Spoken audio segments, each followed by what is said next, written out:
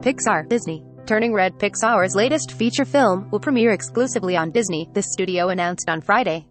It follows Soul and Luca as the third Pixar movie to skip a theatrical release. Disney had planned to debut Turning Red in theaters, but likely due to the recent surge in COVID-19 cases across the US and much of the world, that won't happen. What hasn't changed is the release date. The film will still debut on March 11 as originally planned. Given the delayed box office recovery, particularly for family films, flexibility remains at the core of our distribution decisions as we prioritize delivering the unparalleled content of the Walt Disney Company to audiences around the world, said Kareem Daniel, chairman of Media and Entertainment Distribution for. The fact Turning Red won't premiere on the silver screen is a shame because it marks the full-length directorial debut of one of Pixar's most promising young talents, Domishi.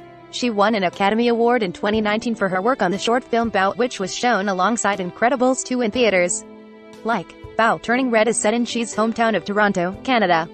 It tells the story of Mei Li, voiced by Rosalie Chang, a teen who finds out she turns into a red panda when she gets too excited.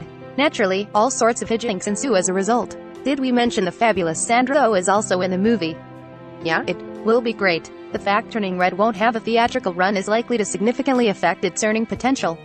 In turn, that could make Disney less willing to invest in diverse productions like Turning Red. If there's a silver lining, it's that families will at least have the opportunity to see the film from the safety of their homes. All products recommended by Engadget are selected by our editorial team independent of our parent company. Some of our stories include affiliate links. If you buy something through one of these links, we may earn an affiliate commission.